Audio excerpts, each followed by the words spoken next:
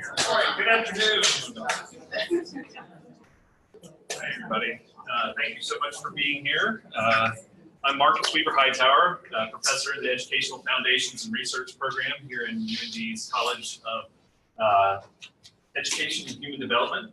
That's still what we're called, I think. I welcome all of you to the 6th annual Gerschman Ahler Distinguished Lecture in Qualitative Research. Inaugurated in May 2012, the Gerschman Ahler Distinguished Lecture in Qualitative Research each year brings to the University of North Dakota and the Red River Valley region a lecturer who has demonstrated innovation and expertise in qualitative research methods. The lecture seeks to enhance an understanding of and skills in qualitative research for all of the university's constituents. The lectureship honors 2 emeritus professors, Kathleen Gerschman and Janet Ahler, of the Program in Educational Foundations and Research, who first brought qualitative research methods to this university beginning in 1985. As a result of their efforts over the preceding years, students across the university have produced hundreds of books, articles, and dissertations using these methods. And it's now a really well-established methodology here at UND. And I'm sure Kathy can probably tell you that that was not always the easiest road to go. So I'm very pleased to acknowledge that Dr. Gerschman is here. So Kathy, you can kind of give a little thanks very much for your founding work at the university. I also want to express deep gratitude to some people and organizations who've made today's lecture possible. First, thank you to Dean Jutman and the college's associate deans for their support of the series and for funding the refreshments that you'll find in the lobby afterwards. So please do stick around for that. Patricia Kuehl, the college's administrative secretary, made all those arrangements, so thanks to her as well. I'd also like to thank the members of my program, my colleagues, for their continued support of this series. Finally, I want to acknowledge the traditional indigenous owners of the land on which we meet today. So our speaker today, without further ado, is Dr. Bradley Serber. He's an assistant professor here at UND's Department of Communications, where he is also, importantly, the director of the public speaking program. I haven't asked him, but I think probably that puts him on notice that he has to wow us today. He knows he's an expert at public speaking. So Brad also runs his own lecture series here at UND as well, funded from a grant from the Ahmad Endowment for the Promotion of Peace and Nonviolence. So I'll let him give you any specific things that are coming up, but I encourage you to look for those as the months and years roll by. A graduate of Penn State University and Texas A&M and Minnesota before that, Dr. Serber's list of publications and conference presentations show a deep concern for challenging violence in our society, particularly the violence that occurs in schools and violence targeted at specific sexualities, races, and religions. He's written about the dog whistle rhetoric that too many in our highest offices use to stoke hatred and even genocide. He's unpacked the notion of the lone wolf as terrorist, and he has interrogated the deeply troubling ways that conspiracy theories and Holocaust denial can spread throughout society. No doubt Brad's research is important for our times in which children are routinely, unfortunately, gunned down in our schools. The survivors march in the streets, and pundits hurl despicable insults at them for being snowflakes and needing trigger warnings. Today, of all days, the 50th anniversary of Martin Luther King Jr.'s assassination, we need to reflect on what we lose by keeping the tools of violence so readily available. The main topic today, though, is researching violence and the toll that takes on the researcher in confronting such horrors daily. Dr. Serber is a very talented qualitative researcher, and he's going to talk about the intricacies of doing qualitative research today with a talk entitled The Dissertation Crime Log, Research, Pedagogy, and the Ethics of Care. Please welcome Brad Serber.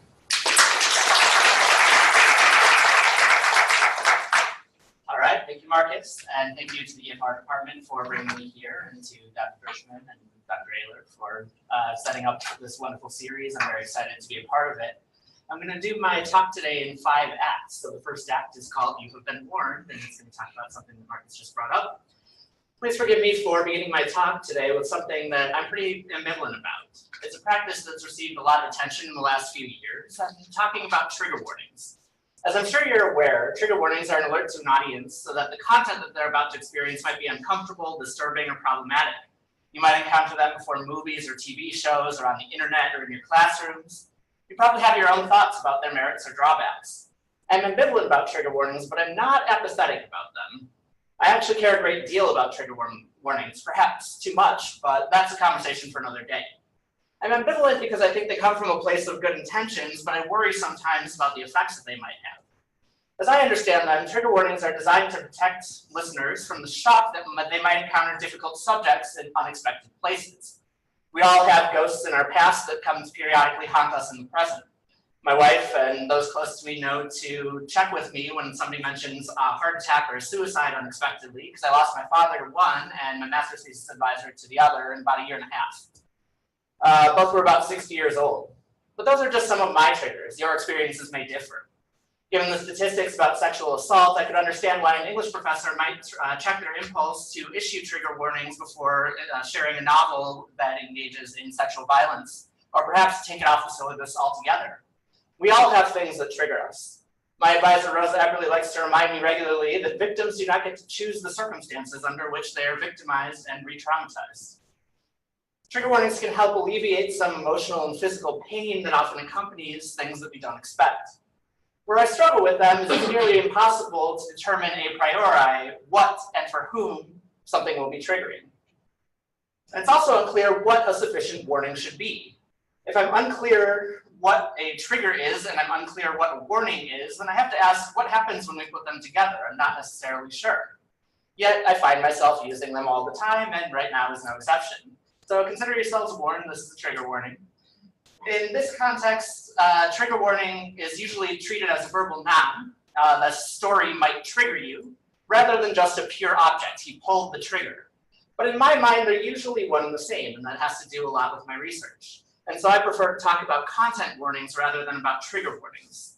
About a year before Jennifer Medina famously, or perhaps infamously, coined the term trigger warnings in the New York Times, I had a whole semester of grappling with the concept before I had a term to put to it. In the spring of 2013, I served as a regular guest lecturer for my dissertation advisor's communication class that was on the rhetoric of school shootings. She had approached me about a couple of weeks before that event happened to ask me if I was willing to serve as a regular guest lecturer. And about 3 weeks before the class started, it was the spring of 2013, so that puts us in December of 2012. You might be able to guess what happened if you happen to know timelines like I know timelines.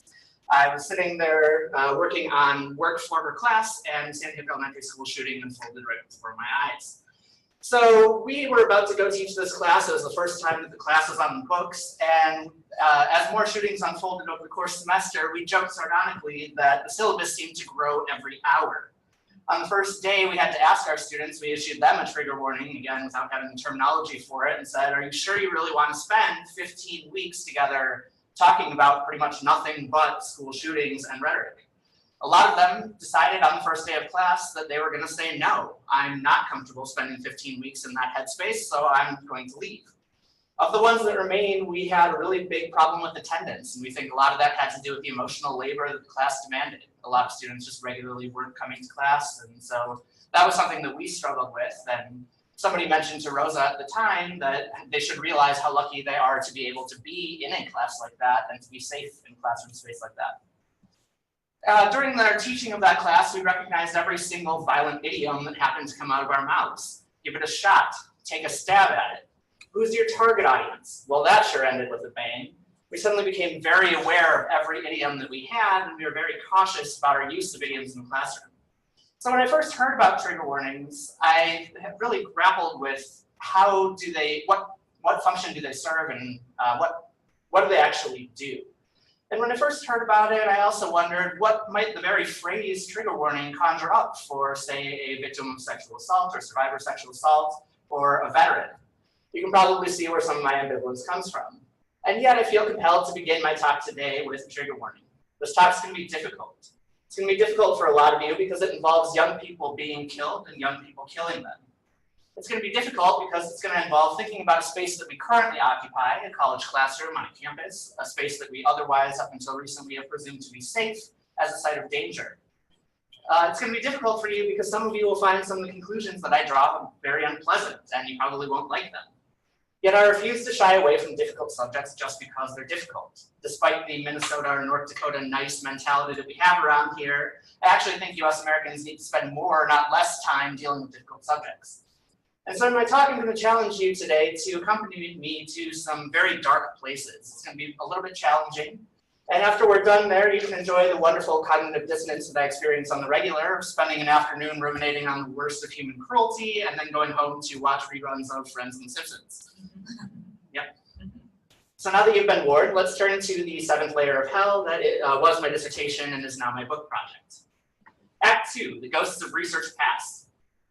Most of you probably know me, if you know me at all, as UND's new public speaking director, and that's how a lot of people on this campus encounter me.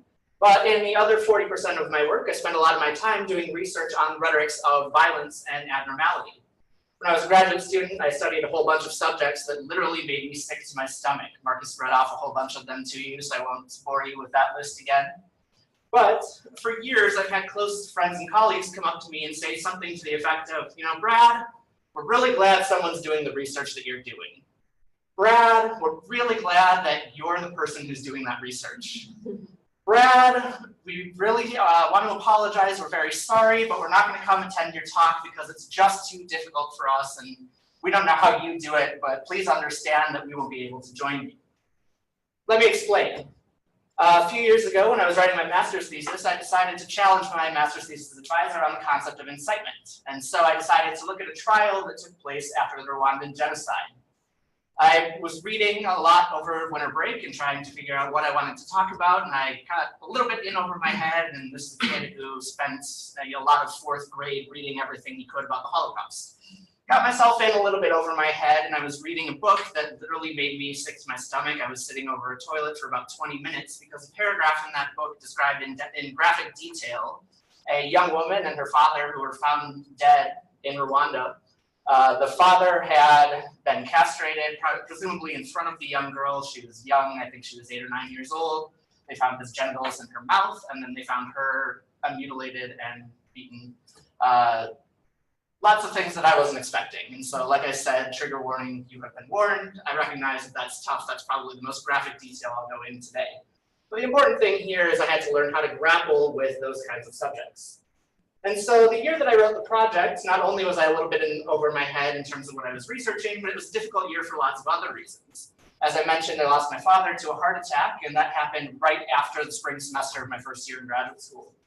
And so I wasn't prepared to deal with that. And over the summer, I, for the first time in my life, experienced very deep depression. And so I had never experienced depression before. I didn't understand what I was going through. I would wake up every morning having a dream that my father was alive, that he told us that we had buried him alive and that it was a mistake and that he was still alive. I'd wake up in the morning and for 3 or 4 hours would be thinking about nothing but that dream. Had no idea what I was going through. All I knew is that I didn't really feel like myself and I didn't really have a good way to articulate it. At the same time, and probably because she also didn't understand what I was going through, I was dating a young woman who I was together with for 4 years, and she didn't understand my depression any better. She said we were growing apart, presumably because I wasn't acting like myself, and that fall we broke up. That leads to the year where I end up writing my master's thesis. So other graduate students and faculty members started to put the pieces together of what I was going through, and they decided they're regularly going to check up on me. So my master's thesis advisor, Jim, shared a poem that he usually shares for the first day of classes.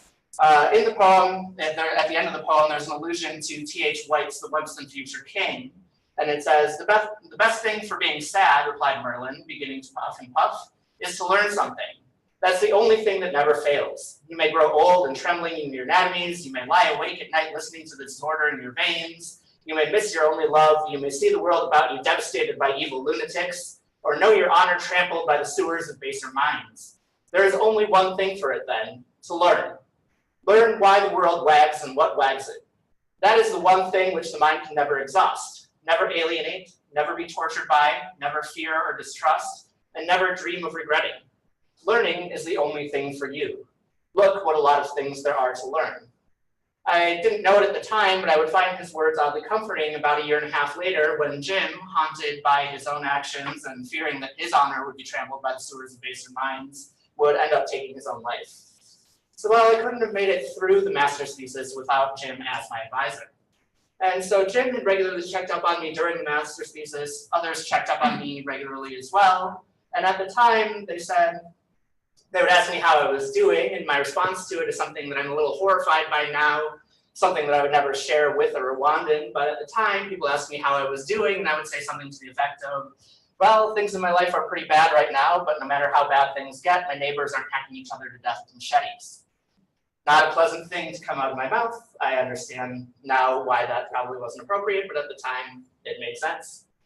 And so I was looking for an escape from the traumas of everyday life, and taking Jim's advice, I decided to throw myself into my research. And had I not done so, I probably wouldn't be here today.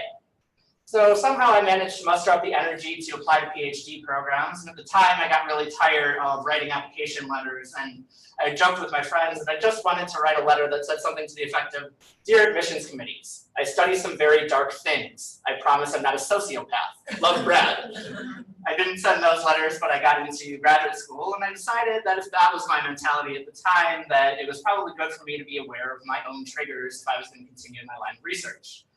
Things in my life didn't get any easier. The first semester of my PhD, I had a close family member who I grew up with who mysteriously disappeared and stopped contacting her family. And so her parents got very nervous and hired a private investigator. They went months without hearing from her. They actually found her 2 states over. And when they found her, she was living in unsanitary and probably unsafe conditions. And after that, we learned that she had a developing mental illness. And so that was the first challenge that I had in the fall of that year. In December of 2012, like I said, I was sitting down and writing an article about rhetoric, motherhood, and school shootings. And I'm sitting there watching the news at the end of the semester as I'm writing.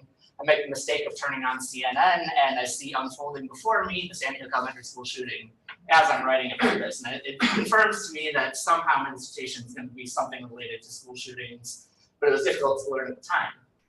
Earlier that semester is when Rosa had asked me if I wanted to take part in her rhetoric school shootings class that she was piloting in spring. Without hesitation, I said yes. Like I said, the course was 3 weeks away. We exchanged a lot of emails to each other saying, it's now more imperative after the Sandy Hook shooting that we do this class, but it's going to be that much more difficult. And we had a lot of back and forth. Are you ready to do this? How are we going to help each other? Kinds of conversations.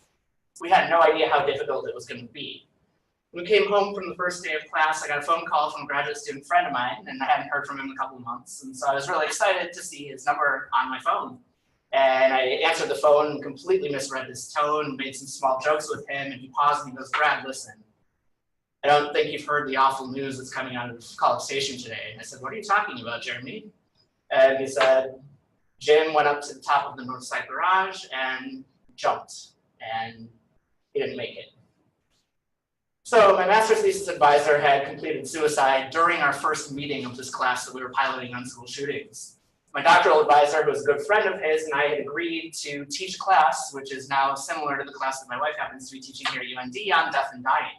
So we're committed to a very difficult semester, and we have no idea what to do. Our syllabus wasn't ready on that first day of class. It was almost ready, and we told our students it would be ready for Thursday. It was Tuesday. We sat in her office Wednesday morning and cried for over an hour. And obviously the syllabus didn't get done for another week. We had to figure out what we were doing. Jim's death was really hard on the 2 of us, but it actually hit one of my graduate student friends harder. Previous semester, one of Jim's other advisees, we'll call him Aaron, lost his brother to suicide. So a couple of months before Jim ended up doing the same, this kid, Aaron's brother, also completed suicide. Not even 2 months later, this student started lashing out at his fellow graduate students and started making threats, and people saw it as a big concern. And so the university ultimately ended up suspending him and actually told the department that if they saw the student on campus, they should call the police. At one point, I happened to find out that Aaron had been involuntarily committed, but under Texas state law, could only be held for, I think it was 48 or 72 hours. And so I was worried about the safety of my friends and my former faculty members, and I sent a cryptic email to my dissertation advisor saying, "We need to talk about Aaron." And she then contacted people down there and made sure that we were doing our best to keep him safe and the others around him. About 6 months later, Aaron also took his own life. So I'm haunted by the ghosts of research past, and I'm trying to figure out how to ward off the ghosts of research future. At this point, I've had a lot going on. I'm still kind of heavily traumatized by it. And I'm trying to figure out, okay, well, if I can do something that makes violence less likely, or maybe makes it go away entirely, I can at least say that I've left this world a better place since I threw my energy into my work as an alternative to throwing it into the depression that I had experienced before. Act 3, you got the wrong guy. Needless to say, when I started a PhD program, I determined I really needed some healthy outlets for my grief. I knew the project would have something to do with school shootings, and I knew that would be challenging for me, all the more so after the deaths that I had recently experienced. Recognizing a lot of the patterns across various events that were similar to this one, the German plane crash, the Boston Marathon bombing, one of my PhD committee members asked me, what are your thoughts on school shootings as a genre?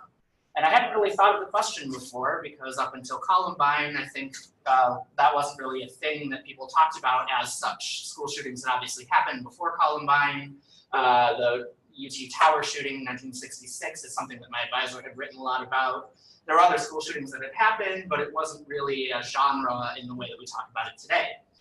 At the same time, I also recognized what was the other thing underlying his question, which is that school shootings are a very narrow genre. They're a very limiting genre because they only apply to things that happen in schools, and they only apply to things that involve guns. And so I realized that if I was going to continue studying the phenomenon that I wanted to study, I needed another term for it.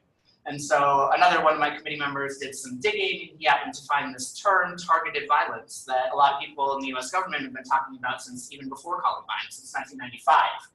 And so I decided that I was going to write my dissertation on targeted violence and look at the Sandy Hook Elementary School shooting, the Boston Marathon bombing, and the Isla Vista attack from California, which most of you probably know better as the Yes All Women.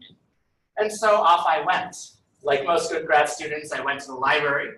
I read everything I possibly could about all 3 of my case studies, and I spent 6 months not writing my dissertation. Yep.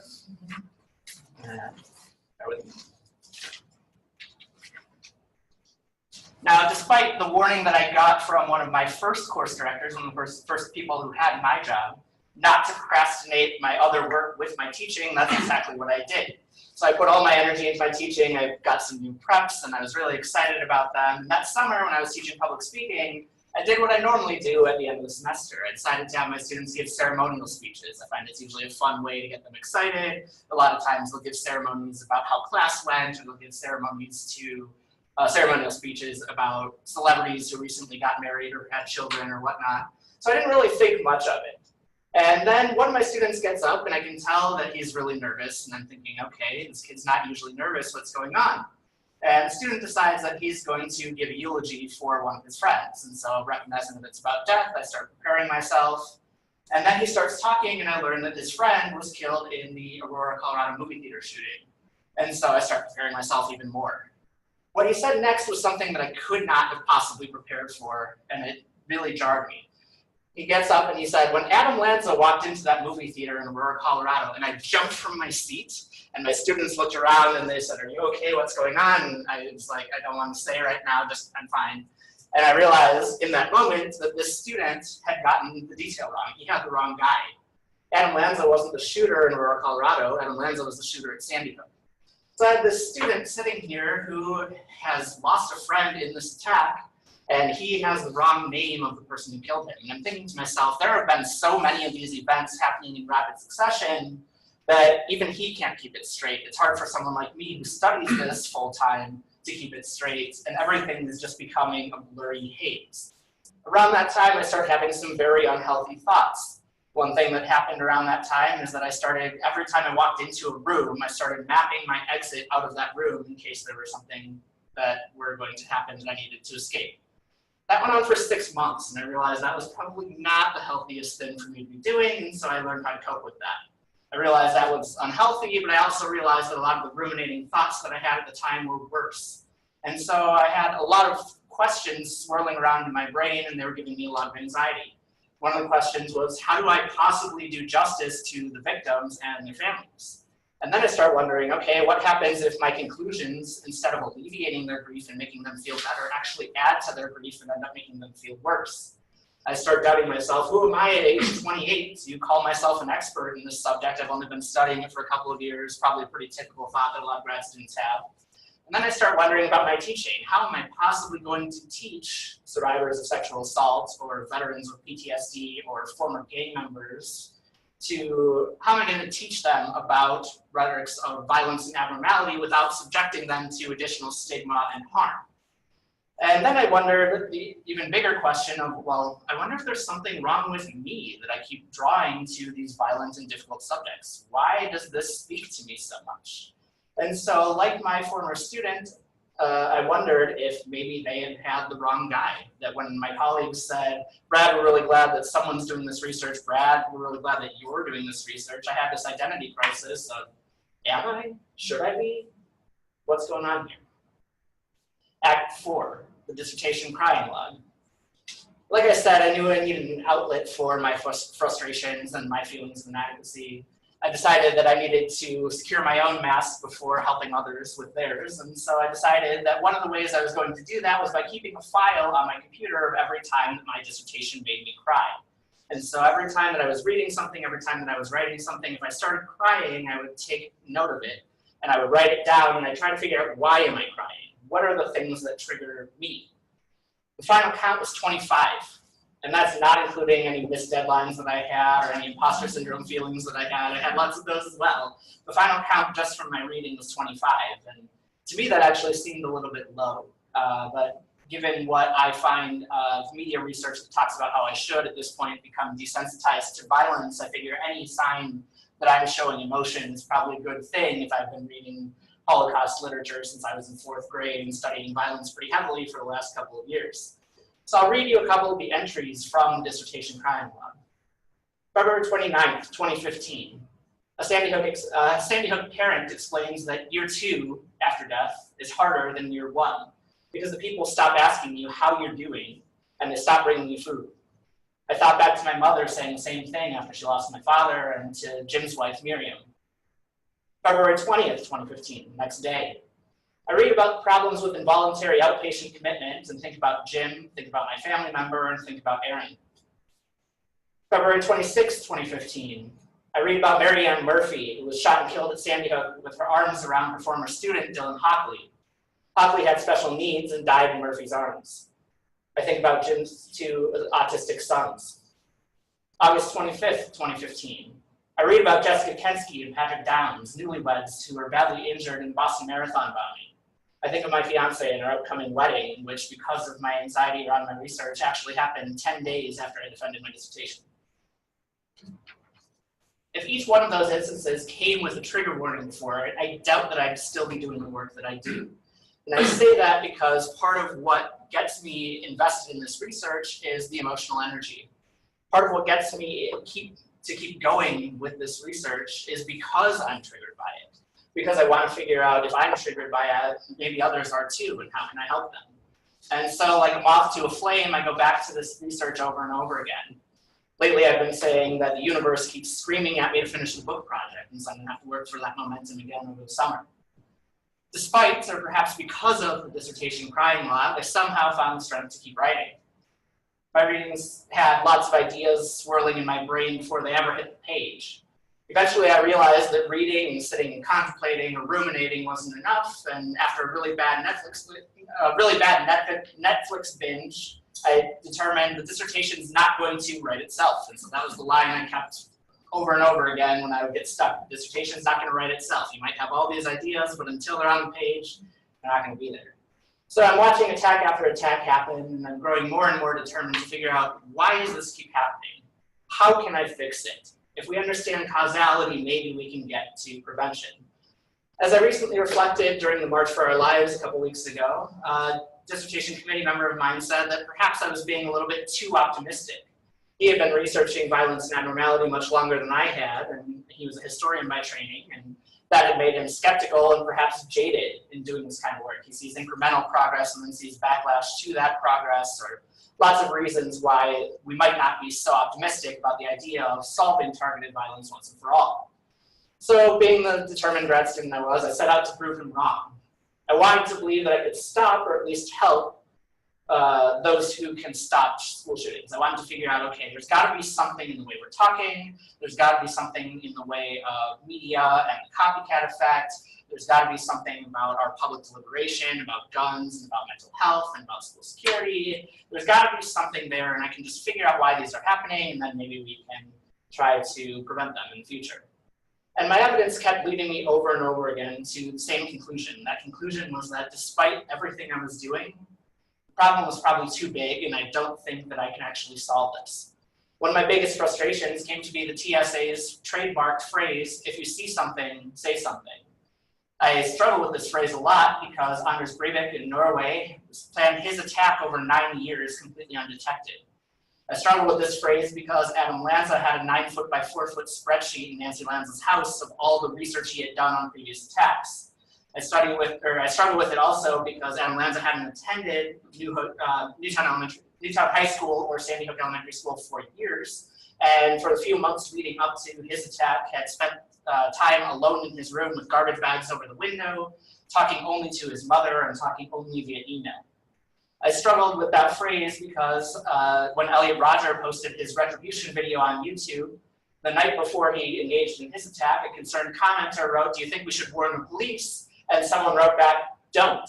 Whatever happens, we didn't do anything, so just let it happen if it does." And so it happened in Isla Vista, and again in Charleston, and again in Roseburg, in Paris, in San Bernardino, in Brussels, Orlando, in Las Vegas, and Parkland.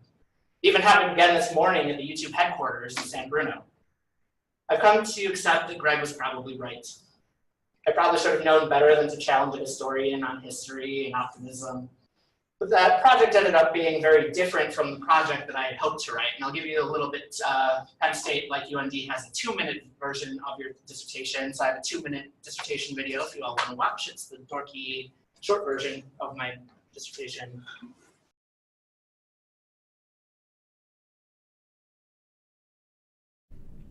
Over the last few years, the United States and other countries have witnessed a wave of public violence in schools, movie theaters, places of worship, sporting events, and elsewhere. Details about these events blur together, even for those who follow them closely. What exactly have academics, politicians, journalists, and citizens learned from these events? This dissertation, which began with an interest in school shootings, follows the lead of threat assessment professionals to shift the definition from school shootings to targeted violence, as not all of these events happened in schools, and not all of them involved guns, or only guns. This shift allows those who study these events to recognize broader patterns across them. My work builds upon Albert Hirschman's book, The Rhetoric of Reaction, deliberation and rhetorical studies about the nature and consequences of arguments about evil, and stasis theory, which classifies and clarifies what exactly people argue about. By putting these works in conversation with other individuals, both inside and outside of the academy, I explore how language shapes both how people think about and what they do about targeted violence. The project looks at books, academic journals, government documents, newspaper editorials, videos, speeches, and social media campaigns in order to examine different arguments that people have made in the aftermath of the Sandy Hook Elementary School shooting, the Boston Marathon bombing, and the Isla Vista attack. Previous research on targeted violence focuses heavily on causality and prevention, under the logic that determining what causes targeted violence will also aid in preventative efforts. And yet, targeted violence persists, and both research and experience show that those who perpetrate targeted violence are hard to detect, resourceful, and adaptive. This project attempts to sever the link between causality, which may not be knowable, and prevention, which may not be achievable.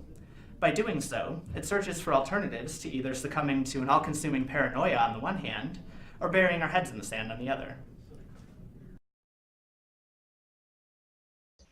The short version of my dissertation is that one of the big pieces of news from the project is what I call the rhetorical void. And as I describe it in the project, the rhetorical void is kind of like a black hole. It's the space where other objects go to disappear when we have public deliberation that doesn't go anywhere.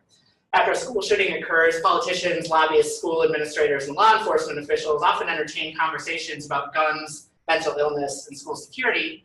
But because each of those issues is complicated and lacks an easy solution, the conversations around them are short-lived. And so what happens is that we talk about guns, we talk about health, mental health, we talk about school safety, we talk about what my friend Craig Root says in his dissertation, a culture of violence. We talk about all of those topics every time that one of these incidents occurs. They maintain our attention and interest for maybe a week or two. Then there's another event and they kind of disappear into the ether, only to pop back up again the next time another attack happens. Like I said, some of you will probably find a lot of my conclusions from this talk unpleasant. Act 5, cannot help but. One of the horrifying things that comes with researching death and trauma is that one day you have the thought that other people are probably going to have to die in order for you to continue doing your research.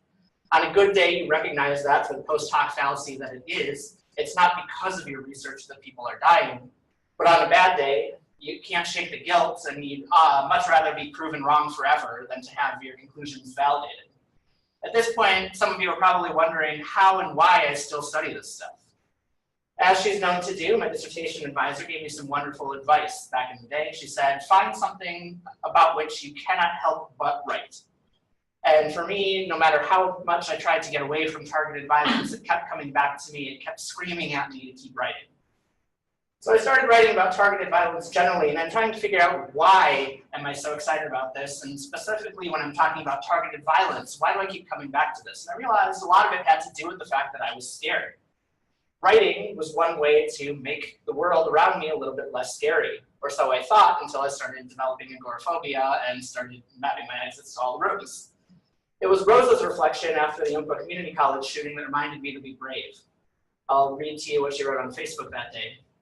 Today's meditation, an echo of yesterday's class discussion. Yes, the class she's talking about is a school shootings one, but by this point I was no longer able to serve as guest lecturer in there regularly. Focus too on all the planes that do not crash, all the spaces that are indeed safe, all the vehicles that do not collide, all the hugs exchanged, all the love that does indeed pass between persons. Remember that because it can happen anywhere, a reference to a video I discussed in my dissertation, doesn't mean that it's going to happen anywhere in particular, where you and your loved ones are at any particular time.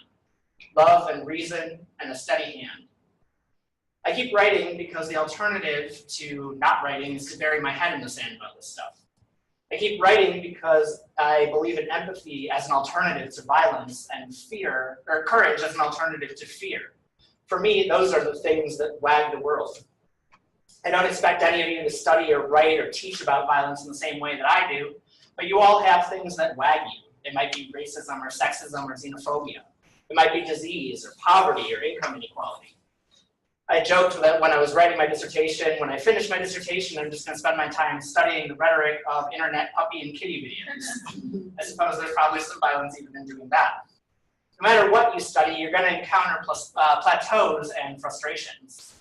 No matter what you study, you're going to have life circumstances and unexpected difficulties that make it really difficult for you to even do your research at all. So how then do we keep on going? Some of you might be thinking, well, it's probably useful to have years and years of therapy. After all, I remember Jim thinking and talking to his grad students and saying to us, if you finish grad school and haven't gone to therapy, you're actually crazy. He happens to be right. I was hoping that he wouldn't be right because one of the times that I went to therapy was after he completed suicide. But therapy is often a wonderful thing, and I do want to speak well of it. I do think it has a lot of advantages. But because one of my specialty areas is the rhetoric of abnormality, I've read Dana Cloud and Ann Spekovich, who talk a lot about the privatization of public affect and some of the harms that that causes. Therapy is often very expensive, it's often time-consuming, and most of our services are horribly understaffed and underfunded. Part of what gives me anxiety about teaching is thinking about sending my students to resources on campus that may only be able to see them a handful of times, and then that's it. So for the sake of my students, my sister regularly reminds me, my sister happens to be a therapist, and she regularly reminds me that I'm not one, and that's probably a good thing. She reminds me that it's unethical and probably counterproductive for me to try and play that role for my students, and so I try very hard to get them the help that they need and to be there to support them, but not in a way where I'm acting as their therapist. Therapy is often a good option for a lot of people, but at the same time, it's often insufficient for others. In the meantime, talk of therapy's better-looking, more popular cousin, self-care, has become really popular lately. The 2016 Chronicle of Higher Education, or as I like to call it, the Chronicle of Higher Blood Pressure, has a piece called the New Gun Violence Scholars. And it has a lot to say about researchers like me, and it ends with a reminder for all of us to engage in self-care. And I do want to say I think there's value in that as well. For starters, a lot of its disciples say that engaging in good kinds of self-care means that I can get the occasional massage, take a bath, or drink a shot of whiskey. Sounds good. But on a more serious note, self-care usually involves deep introspection and knowing oneself. And ultimately, that is what was behind the dissertation crying log. When Rosa and I went to Texas for Jim's memorial service, we weren't just crying the whole time, but I had this terrible head cold. And Rosa joked that even my body was rejecting the loss of our dear friend.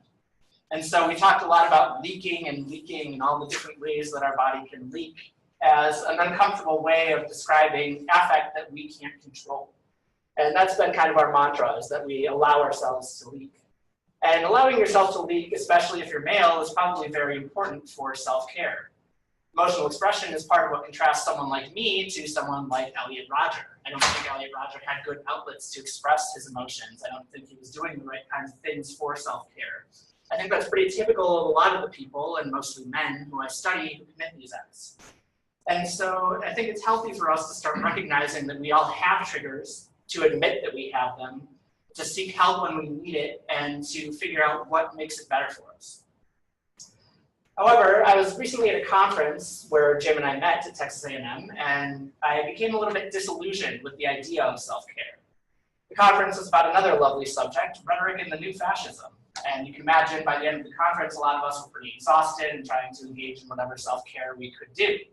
And I started to think about how I was doing self-care, not just in terms of my research on violence, but really just kind of living in the world that we're in with a very polarized, partisan environment and lots of people really struggling to make things work in the world that we find ourselves in. And so one of my best realizations that I had at that conference wasn't actually at the conference itself, but it was out at the bar with my friend Lucy and my friend Sarah. And Lucy and Sarah are both still academics, neither one left Texas A&M, so they're still there. And I realized as I was sitting to talk to them that a lot of our conversations really start and end with either family or work. And so I went home and I realized that that's part of why I've been struggling to do the kinds of care that I need to be doing. It's not for myself, but for a lot of the people in my life that I was having a hard time relating to, it was hard because family situation was rough, or they either didn't have work or didn't have fulfilling work.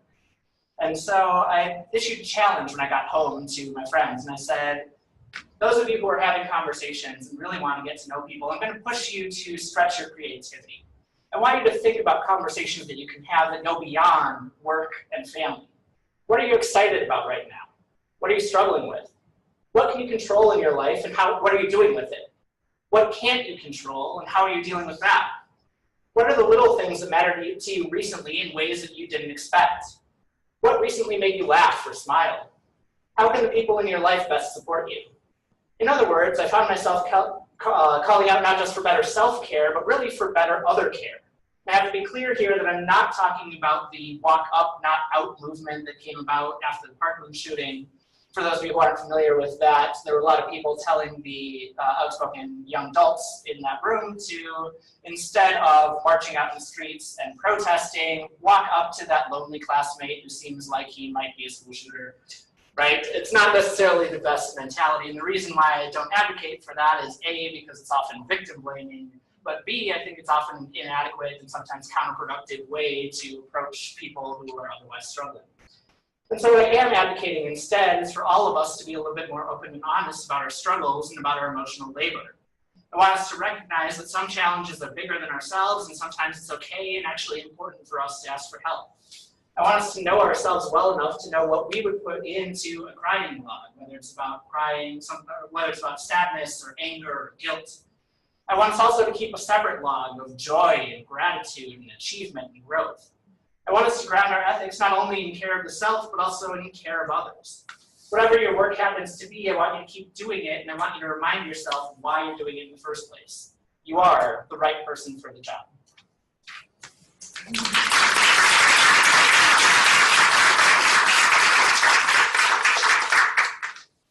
Go ahead and take questions if you have. So we have several minutes to chat.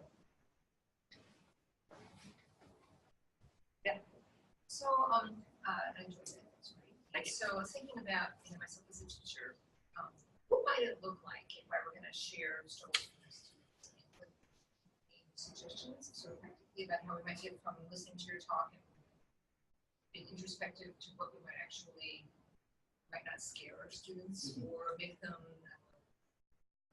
have them still have confidence in us as professionals, but be honest about our struggles. So I have a lot of thoughts about that. Some of that has to do with what it is that we're actually teaching and how relevant some things from our own lives are actually happening. The big concern that I think is important to keep in mind with pedagogy is there's a fine line between self-disclosure and venting or using it as a therapy session. And when Rosa and I were teaching our students about school shootings in that class that we taught together, we actually went several weeks without mentioning anything that had happened in gym. And we did that because we didn't think it was right for us to talk about it. And eventually one day we decided, okay, we're actually going to tell them about it. It's probably important for them to know because they probably wonder why we're not on our A game this semester, or maybe in other ways we're actually above our usual A. And so I think there's a fine line between how much you as an educator disclose and what kinds of things your students actually need to know versus what they don't.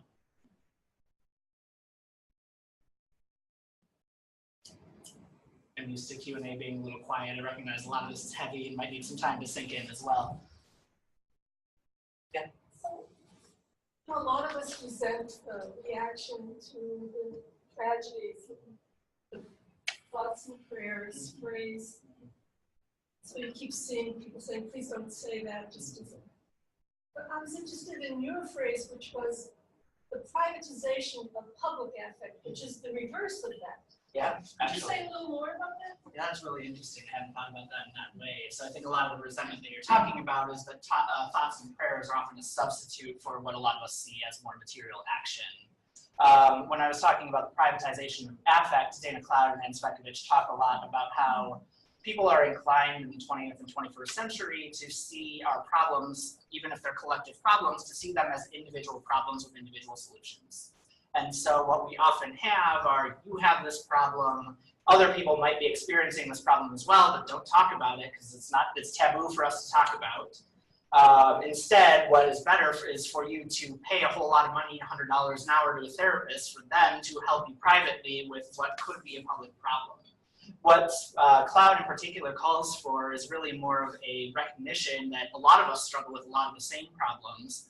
And not that therapy is necessarily a bad thing. She also has said some very nice things about therapy, but more that if we were to recognize some of the common causes of some of our common problems, we would have common solutions to them as well. And so the key is really starting with getting people to talk to one another and getting them to recognize that sometimes it takes organization, sometimes it takes mass protest, sometimes it takes public art, that's more like what Spekovich would say, to really make change happen.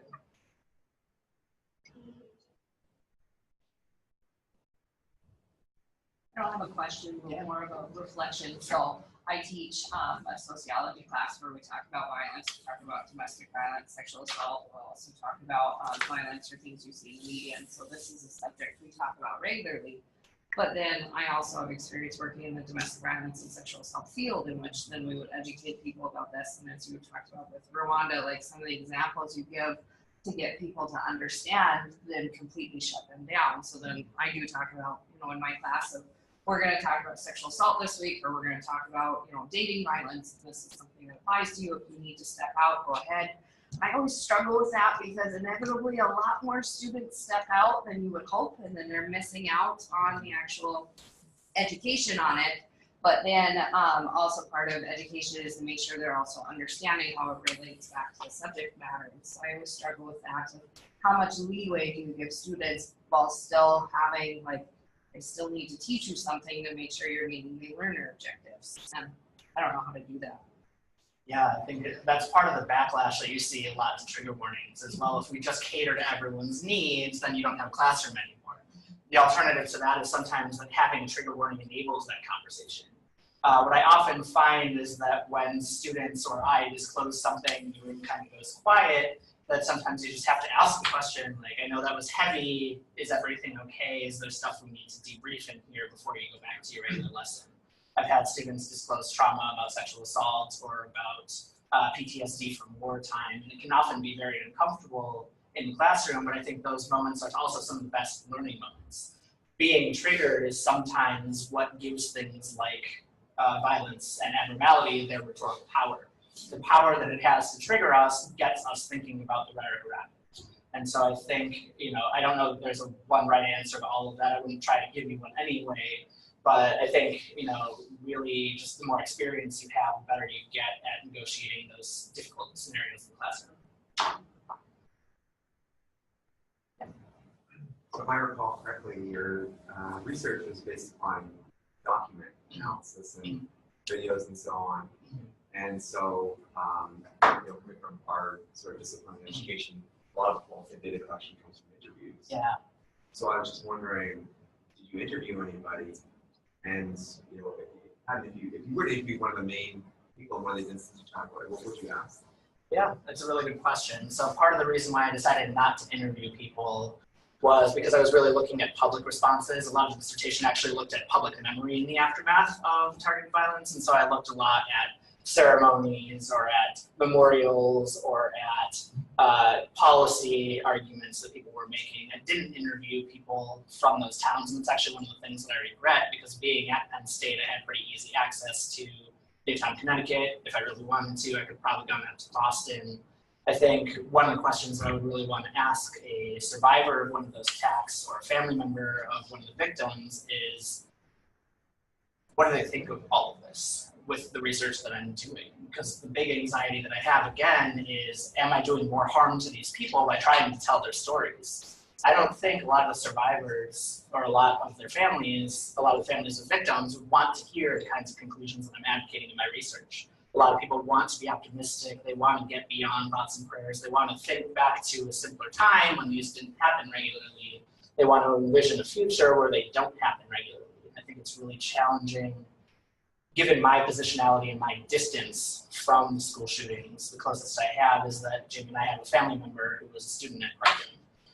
The closest thing that I have is that, and it's a relatively distant family member of hers. And so I recognize my positionality as a young white male, as someone who is fairly recently married, as someone who doesn't yet have kids, that I'm coming at this from a very different angle than a mom of one of the Sandy Hook victims.